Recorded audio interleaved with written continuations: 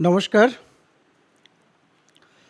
আজকে যখন আমি এই কথাগুলো বলতে শুরু করব, ঠিক তার কিছুক্ষণ আগেই আমরা জানতে পেরেছি যে দুটি দেশ ভারত এবং পাকিস্তান একটি সমঝোতায় এসেছে।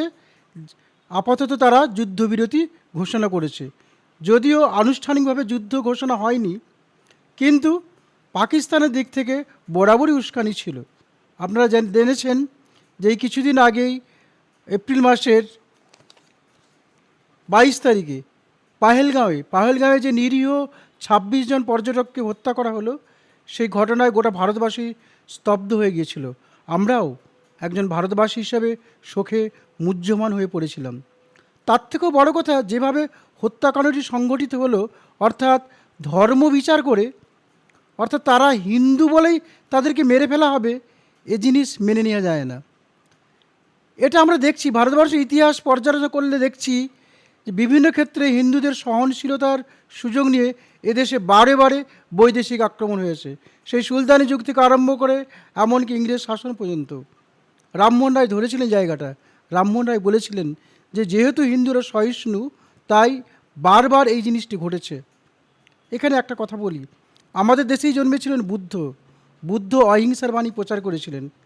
আমার নিজের ব্যক্তিগত মনে হয়, আমাদের ব্যক্তিগত জীবনে, আমাদের ব্যক্তিগত সম্পর্কের ক্ষেত্রে, স্বামী স্ত্রী সম্পর্কের ক্ষেত্রে, বন্ধুদের ক্ষেত্রে, স্কুলে কলেজে, এমনকি পারিবারিক ক্ষেত্রেও অহিংসা শ্রেষ্ঠ আদর্শ। এর থেকে বড় আদর্শ আর কিছু হতে পারে না। কিন্তু রাষ্ট্রের ক্ষেত্রে রাষ্ট্র যদি অহিংসা নীতি নেয়, তাহলে কিন্তু সেই রাষ্ট্র ব্যর্থ রাষ্ট্রে পরিণত হবে। রাষ্ট্রের ক্ষেত্রে অহিংসা নীতি প্রযোজ্য নয়। এবং ঠিকই ঘটেছে তাই। যে সমস্ত রাষ্ট্রগুলো বৌদ্ধ ধর্ম গ্রহণ করেছিল, যে সমস্ত রাষ্ট্র বুদ্ধ ধর্মের নীতি রাষ্ট্রনীতিতে প্রয়োগ করতে গেছে, সেই সমস্ত দেশগুলি কিন্তু আজকে বৌদ্ধ ধর্মকে বিসর্জন দিয়েছে এবং বেশিরভাগ দেশগুলিতে এখন ইসলাম কায়েম হয়েছে। তো আজকে একটি বন্ধুর সঙ্গে প্রবল বিতর্ক হলো। বন্ধুটি বলল, সে নো টু ওয়ার, যুদ্ধের ক্ষেত্রে না বলো। আমি বললাম ঠিক আছে, যুদ্ধের ক্ষেত্রে না বলো, কিন্তু তোমরা তো এটা বলছো না যে সন্ত্রাসবাদের ক্ষেত্রে না, নো টু টেরোরিজম। তার যখন টেরোরিজমের অ্যাটাক হলো, যখন পহেলগামে অ্যাটাক হলো, তখন তোমাদের মুখে কোনো বলি ফুটছে না, তখন কিন্তু একবার বলছে না যে নো টু টেরোরিজম। কিংবা যখন 26/11 ঘটনা ঘটলো, অর্থাৎ মুম্বাই যখন সেই তাজ হোটেলে আক্রমণ হলো, প্রায় 170 জনের মতো লোক মারা গেল, তখন তো তোমরা কিছু বললে না। তখন তো বললে না যে নো টু টেরোরিজম।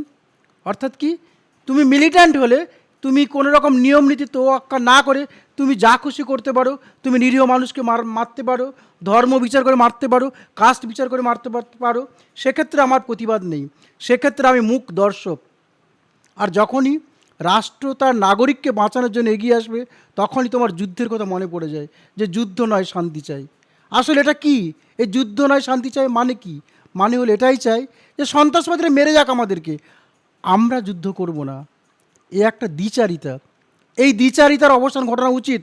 আমি অনেক নেতৃস্থানীয় লোকের বক্তব্য শুনেছি, তারা বলেছেন যে দুদেশের মধ্যে আলোচনা হোক, আলোচনার মাধ্যমে সন্ত্রাসবাদীদেরকে বোঝানোর প্রক্রিয়া হোক, করে ধ্বংস করা হোক। আপনার মনে হয় সন্ত্রাসবাদীদের বুঝিয়ে তাদেরকে এই সমস্যার সমাধান করা যাবে? এই যে সংগঠনটির সঙ্গে যুক্ত লস্করে তৈবা, এবং তার সঙ্গে আরও এরকম কতগুলো সংগঠন আছে, জৈশে মোহাম্মদ ইত্যাদি ইত্যাদি, কিন্তু এক্ষেত্রে যে নামটি উঠে এসেছে পহেলগাঁওয়ে লস্করে তৈবা, তারা আরও একটি নতুন সংগঠনের জন্ম দিয়েছে, টিআরএফ। তো এই টিআরএফ বা লস্করে তৈবা যাই বলি না কেন, আপনার মনে হয় এদেরকে বুঝিয়ে এই সমস্যার সমাধান করা যাবে? এক্ষেত্রে আমার মনে হয় একজন দায়িত্বশীল নাগরিক হিসেবে, একজন সচেতন ভারতবাসী হিসেবে এদেরকে সমূলে বিনাশ করা উচিত। হ্যাঁ, বলপ্রয়োগ করে বিনাশ করা উচিত। আপনি বলতে পারেন I for I, teeth for teeth হলে একদিন পৃথিবী অন্ধ হয়ে যাবে, মানুষ দাঁত শূন্য হয়ে যাবে। না, পৃথিবীতে বলপ্রয়োগের দরকার আছে, রাষ্ট্রের ক্ষেত্রে বলপ্রয়োগের দরকার আছে। বিশেষ করে যে ভাষাটা বোঝে তাকে সে ভাষায় উত্তর দেওয়ার দরকার আছে। আমি যদি জঙ্গিদের সামনে এসে বুদ্ধের অহিংসা বাণী বলি, রবীন্দ্রনাথের শান্তির ললিত বাণী শোনাতে যাই, সেখানে আমাকে গুলিবিদ্ধ হয়ে ফিরে আসতে হবে, আমাকে মৃত্যুবরণ করতে হবে। এই জিনিসটাই ঘটতে থাকবে। তাহলে যারা বলছিলেন এতক্ষণ ধরে নো টু ওয়ার, অর্থাৎ যুদ্ধের ক্ষেত্রে না, তাদেরকে বলবো আগে বলুন যে no to terrorism, no to militant attack. কোনো রকম সন্ত্রাসবাদী আমরা সহ্য করব না। ভারতবাসী অনেক সহ্য করেছে দীর্ঘদিন ধরে, সেই কার্গিল যুদ্ধ, তারপরে মুম্বাই অ্যাটাক 26/11, তারপরে এই পহেলগাঁও, এরকম একের পর এক ঘটনা ঘটেই চলেছে। অনেক ধৈর্যের পরীক্ষা দিচ্ছি আমরা। আমাদের রাষ্ট্র সহনশীলতার অনেক পরিচয় দিয়েছে, এবার রাষ্ট্রকে একটু বেরিয়ে আসা উচিত। রাষ্ট্রের সহনশীল পরিচয় থেকে রাষ্ট্রকে একটু খোল নলচে বেরিয়ে আসা উচিত। হ্যাঁ, ইসরায়েলের কথা মনে করতে বাধ্য। কিছু কিছু ক্ষেত্রে ইসরায়েল ঠিকই করেছে, কারণ ওই ধরনের জঙ্গি গোষ্ঠীগুলোকে হামাস যে পরিমাণ অত্যাচার নিরীহ লোকেদের উপর করে, তাদের প্রতি যদি এরকম আক্রমণে নেমে আসে, এদের শক্তি বহুগুণ বেড়ে যাবে। এরা নিজেদেরকে ধরা ছোঁয়ার বাইরে মনে করবে। এরা গোটা পৃথিবীব্যাপী যে নাশকতা কাণ্ড চালাচ্ছে, এর একটা সম্যক জবাব দেওয়া উচিত। তবে হ্যাঁ, আমার মনে হয় ভারতবর্ষকেও ভাবতে হবে, শুধু একা ভারতবর্ষ নয়, আরও সম্মিলিত দেশগুলোকে নিয়ে এই সমস্ত জঙ্গি গোষ্ঠীগুলোকে চিহ্নিত করা দরকার। যারা গণতন্ত্রে বিশ্বাস করে না, যারা সহিষ্ণুতায় বিশ্বাস করে না, যারা মানবতাবাদে বিশ্বাস করে না, যারা মানুষের প্রতি মানুষের সহাবস্থানে বিশ্বাস করে না, শুধু ধর্ম আমরাই থাকবো, পৃথিবীর আর কেউ থাকবে না, এই জিনিস চলতে পারে না। ভারতবর্ষকে সঙ্গে নেওয়া উচিত। ভারতবর্ষ চেষ্টা করুক তার মিত্রদেরকে একসঙ্গে নিয়ে এই সন্ত্রাসবাদের বিরুদ্ধে একটা ব্লুপ্রিন্ট তৈরি করুক, যাতে এগুলোর সমূলে উৎপাটিত করা যায়। হ্যাঁ, দরকার হলে কোনো দেশের ভিতরে ঢুকতে হবে, ঢুকেই তাকে মারতে হবে, এছাড়া কোনো গতি নেই। কারণ আমরা দেখছি পাকিস্তান নিজে একটি দেশ হিসেবেও, অবশ্য জয়শঙ্কর বলেছেন পাকিস্তানকে দেশ বলা যাবে কি না, আমি সেই বিতর্কে যাচ্ছি না। পাকিস্তান একটি দেশ, একটি দেশ, তার নিজস্ব সংবিধান আছে, তারা কি করে সন্ত্রাসবাদীদের লালন পালন করতে পারে? কিন্তু বহু ক্ষেত্রে দেখা গেছে, এমনকি লাদেন, যে লাদেন আমেরিকাতে টুইন টাওয়ার ধ্বংস করলো, সেই লাদেনের শেষ আশ্রয়স্থল ছিল পাকিস্তান। তাহলে এরকম একটি দেশ যারা সন্ত্রাসবাদকে জন্ম দেয়, সন্ত্রাসবাদের লালন পালন করে, বিভিন্ন ক্ষেত্রে তাদেরকে উৎসাহিত করে টাকা দিয়ে, অস্ত্র দিয়ে, তো সেই দেশের সঙ্গে কি করা উচিত? সেই সন্ত্রাসবাদীদের সঙ্গে কি করা উচিত? হ্যাঁ, কেউ কেউ বলছেন এরকম বাইরে থেকে বলতে ভালো লাগে, যুদ্ধে যারা যায় তারাই বোঝে যুদ্ধের কষ্ট। হ্যাঁ, আমরাও বুঝি, আমরা ওয়ার পোয়েট্রি পড়েছি, যুদ্ধের যন্ত্রণা বুঝি, এবং সেক্ষেত্রে যদি ডাক আসে, সত্যিই যদি ডাক আসে, আমার মতো নিরীহ লোকও, আমাদেরকেও যেতে হবে ওয়ার ফ্রন্টে। কারণ মানুষকে বাঁচানোর জন্য, বৃহত্তর দেশকে বাঁচানোর জন্য আমাদেরকে এগিয়ে আসতে হবে। কবি বলেছেন না, ভারত তীর্থ, এই ভারতের মহামানবের সাগর তীরে, এই মহামানবের সাগর তীর্থ ভারতবর্ষ। ভারতবর্ষ একটি পুণ্যভূমি, এ দেশকে রক্ষা করার জন্য আমাদেরকে এগিয়ে আসতে হবে। সেনাবাহিনী লড়াই করবে ফ্রন্টে, সেনাবাহিনী অতন্দ্র প্রহরায় রয়েছে সীমান্তে, তারা সেখানে লড়াই করবে।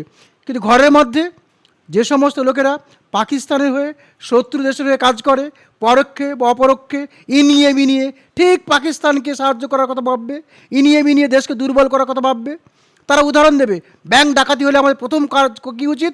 না, আমাদের রক্ষীকে বরখাস্ত করা। নামশায়, ব্যাংক ডাকাতি হলে প্রথম আমাদের দরকার যে ডাকাতি করে তাকে খুঁজে বের করা, তার শাস্তি সুনিশ্চিত করা, সে ডাকাতির মাল উদ্ধার করা, তারপরে আমরা ইন্টারনাল বিচার করব। আপনারা কি বলতে চাইছেন? কোন দিকে ইঙ্গিত করতে চাইছেন? অর্থাৎ পহেলগাঁও যারা মেরে গেছে তাদেরকে ছেড়ে দাও, আর যে সমস্ত রক্ষীরা পহরায় ছিল তাদের পানিশমেন্টের ব্যবস্থা করো। এভাবে হয় না। ভারতবর্ষ এত বিশাল দেশ, এক একটা লোককে ধরে ধরে সত্যিই প্রতিরক্ষা দেওয়া অসম্ভব ব্যাপার। কিন্তু আমাদেরকে অবশ্যই ভিজিল্যান্ট হতে হবে, আমাদেরকে আরও সতর্ক হতে হবে বিভিন্ন পয়েন্টে, যেখানে যেখানে সম্ভাবনা আছে, যেখানে যেখানে সম্ভাবনা আছে মিলিটারি অ্যাটাকের, যেখানে যেখানে সম্ভাবনা আছে দেশকে ক্ষয় করার শক্তি নিহিত আছে, সেই জায়গাগুলো আমাদের চিহ্নিত করতে হবে। এবং অবশ্যই আমাদের একটা বড় দায়িত্ব রয়েছে, আমাদের জনমত গড়ে তুলতে হবে। ধন্যবাদ। এবছর অন্তত আমি দেখেছি সমস্ত সংবাদ মাধ্যমকে জনমত গঠনে একটা বিরাট প্রক্রিয়া অংশগ্রহণ করেছে, যার ফলে বিস্তীর্ণ জনগণ ভারতবর্ষের রাষ্ট্রশক্তির পিছনে এবার ছিল। কেউ রাষ্ট্রশক্তির বাইরে যাওয়ার চেষ্টা করলেও ট্যাপও করার সাহস পায়নি। কিন্তু এই যে স্পিরিট, এই যে মুড, এই মুডটাই দরকার। এই মুডটাকে আমরা বলি মুড অফ দ্য নেশন। এবারে কিন্তু নেশনের মুড ছিল পুরোপুরি পাকিস্তানকে বা এই সমস্ত শত্রু দেশকে, জঙ্গি গোষ্ঠীগুলোকে একটা উচিত শিক্ষা দেওয়ার। কতটা পেরেছে কতটা পারেনি সেটা বিবেচ্য নয়, কিন্তু আমরা সিভিলিয়ান হিসেবে আমরা একটা প্ল্যাটফর্মে এসেছিলাম। আসমুদ্র হিমাচল, আমরা মনে করেছিলাম যে আমাদের ভাইকে মারা হয়েছে, আমাদের বোনকে মারা হয়েছে, পাহলগাঁয়ে আমাদেরই স্বজাতিকে, আমার ভাই, তাকে মারা হয়েছে, এর একটা বিহিত হওয়া দরকার। কোনো কোনো ক্ষেত্রে বলপ্রয়োগই শ্রেষ্ঠ পন্থা। হ্যাঁ, আমরা বুদ্ধের দেশের লোক, আমরা চাইব শেষ দিন পর্যন্ত অহিংসাকে আঁকড়ে ধরতে, কিন্তু আত্মরক্ষার অধিকার প্রত্যেকে রয়েছে। ভারতবর্ষ তো যুদ্ধ চায়নি, ভারতবর্ষের উপরে যুদ্ধ চাপিয়ে দেওয়া হয়েছে। সুতরাং ভারত মা তার সন্তানকে রক্ষা করার জন্য নিশ্চয়ই কিছু পদক্ষেপ নেবে। আমরা আমাদের ছেলে মেয়েদের রক্ষা করার জন্য পদক্ষেপ নিই না? সেরকমই ভারতবর্ষকে তার সন্তান সন্ততিদের রক্ষা করার জন্য কিছু পদক্ষেপ নিতে হয়েছে এবং আগামী দিন নিতে হবে, এবং জিরো টলারেন্স নীতি নিতে হবে। কোনো রকম নয়। হ্যাঁ, আমাদের ঘরের মধ্যে অনেক শত্রু আছে, তারা নানান রকমভাবে ইনিয়ে বিনিয়ে এই সমস্ত সন্ত্রাসবাদীদের পক্ষে কথা বলবে, কিন্তু কোনো রকম তাতে কণ্ডগোচর করলে চলবে না। বরঞ্চ এই সমস্ত লোকগুলোকেও চিহ্নিত করা দরকার, এদেরকেও আইনের আওতায় আনা দরকার। হুয়েভার মেবি, সে যেই হোক, তার প্রতিভা যেখানেই থাক, সে যতই বড় লোক হোক না কেন, যদি রাষ্ট্রকে দুর্বল করার তার মধ্যে কোনো থাকে, অভিসন্ধি থাকে, রাষ্ট্রের বিরুদ্ধে যাওয়ার অভিসন্ধি থাকে, এবং এই সংকটকাল মুহূর্তে সে যদি রাষ্ট্রের বিরুদ্ধে যাওয়ার, অর্থাৎ সমগ্র জাতির বিরুদ্ধে যাওয়ার অভিসন্ধি পোষণ করে থাকে, তাকেও এই প্রক্রিয়ায় যুক্ত করতে হবে। কেননা সংকটকালে আমরা যদি ঐক্যবদ্ধ না হই, তাহলে আমাদের বিনাশ অনিবার্য। এভাবেই যুগে যুগে, years after years, Bharatvarsha suffer করেছে। সেই মোহাম্মদ ঘড়ি থেকে আরম্ভ করে বারবার ভারতবর্ষ লুণ্ঠনের শিকার হয়েছে, বৈদেশিক আক্রমণের শিকার হয়েছে, কারণ আমরা একত্রিত ছিলাম না। এবার অন্তত একটা জিনিস মনে হয়েছে, আমরা ভারতবাসীরা একত্রিত হয়েছিলাম। আমি অন্তত যতগুলো খবরের চ্যানেল দেখেছি, সোশ্যাল মিডিয়া দেখেছি, আসামুদ্র হিমাচল একই মুড, যে এই সন্ত্রাসবাদীদের নিকেশ করতে হবে, একটা বিহিত এর করতে হবে। এই জায়গায় আমরা যে এক হতে পেরেছি, এটা আমার ভালো লেগেছে। কথাটা কি করতে পেরেছি, করতে পারিনি, সেটা বড় কথা। যদি না পেরে থাকি, পরবর্তীকালে করব, আমরা সচেতন হব। কিন্তু এই যে আমরা একটা জায়গায় আসতে পেরেছি, ভারতবাসী হিসেবে একটা প্ল্যাটফর্মে আসতে পেরেছি, এটাই হচ্ছে বড় কথা। এটা কিন্তু আমরা 26/11 যখন ঘটনা ঘটে, তখন কিন্তু আমরা ছিলাম না, তখন কিন্তু আমরা এরকমভাবে ঐক্যবদ্ধ হতে পারিনি, সেটা আমাদের দুর্বল দিক ছিল। কিন্তু আজকে আমরা হতে পেরেছি, এবং আশা করব আগামী দিনে যখন এরকম দেশের দুর্দিন আসবে, সংকটকাল আসবে, আমরা আবার একত্রিত হব। আবার বলছি, আমরা আগ বাড়িয়ে কোন রকম হিংসার প্ররোচনা দেব না। কিন্তু যদি আমার কবি বলেছেন না, তোমার মাটির একটি কোণাও ছাড়বো না, হ্যাঁ, আমার দেশের মাটিকে, আমার দেশের মানুষের উপরে যদি আঘাত আসে, তাহলে আমরাও কোনো রকমভাবে ছেড়ে কথা বলবো না। আমরা সিভিলিয়ানরাও দেখিয়ে দেবো আমরা স্যাক্রিফাইস করতে পারি।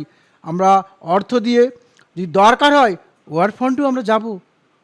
আমাদের দেশের সিভিলিয়ানদের এই কালচার, এই সংস্কৃতি রয়েছে। ইংরেজ আমরা দেখেছি বহু ছেলে মেয়ে ফাঁসির দড়ি গলায় নিয়েছে। তো এরকম নয় যে স্বাধীনতা পেয়ে গেছি বলে দেশটা সুরক্ষিত রয়ে গেছে। এর ক্রমশ ভিজিল্যান্ট হতে হবে আমাদের। স্বাধীনতা আমরা অর্জন করেছি, এই স্বাধীনতাকে সুরক্ষিত করতে হবে। পুনরায় শেষ কথা নয় যে পরীক্ষায় পাস করে গেছি মানে শেষ না, তোমাকে পড়াশোনাটা যেমন চালিয়ে যেতে হয়, ঠিক সেরকম দেশ স্বাধীন হয়েছে, আমাদের সংবিধান আছে ঠিকই, কিন্তু এই সংবিধানকে রক্ষা করার, দেশকে রক্ষা করার, দেশের মাতৃভূমিকে রক্ষা করার জন্য আমাদের সজাগ থাকতে হবে। আমরা দেখবেন, বাড়িতে আপনার একটা জমি আছে, আপনি যদি দীর্ঘদিন জমির দিকে না যান না, লোক আল কেটে কেটে জমিটাকে ছোটো করে ফেলবে। আমি নিজে দেখেছি, আমাদের বাড়ির জমি 12 কাঠা জমিকে কেটে কেটে লোক 8 কাঠায় নিয়ে চলে এসছে, কারণ আমি ভিজিল্যান্ট ছিলাম না। আপনি যদি ভিজিল্যান্ট না থাকেন, আপনি যদি প্রহরা না দেন, আপনার দেখবেন জমি লোক কেটে ছোটো করে দেবে, আপনার উপরে আক্রমণ করবে, আপনাকে নানান দিক থেকে দুর্বল করার চেষ্টা করবে। দেশটাও তাই। দেশের মধ্যে যদি আমরা অতন্দ্র প্রহরীর মতো কাজ না করি, এ দেশকে ভেঙে ফেলার জন্য নানান রকমভাবে চক্রান্ত হবে। আমাদের এই বহুত্ববাদী দেশ, যেখানে আমরা নানানভাবে এক জায়গায় মিলেছি শুধুমাত্র ভারতবাসী পরিচয় নিয়ে, সেই ভারতবাসী পরিচয়কে আমরা নষ্ট হতে দেব না। এবং আবারও বলি, তোমার মাটির একটি কোণাও ছাড়বো না। আমরা যে প্রমাণটা আজকের দিনে রেখেছি পহেলগাঁও কাণ্ডের পর, আমি আশা করব আগামী দিনে আমরা আবারও সেই রকম প্রমাণ রাখব। ধন্যবাদ, ভালো থাকবেন সবাই।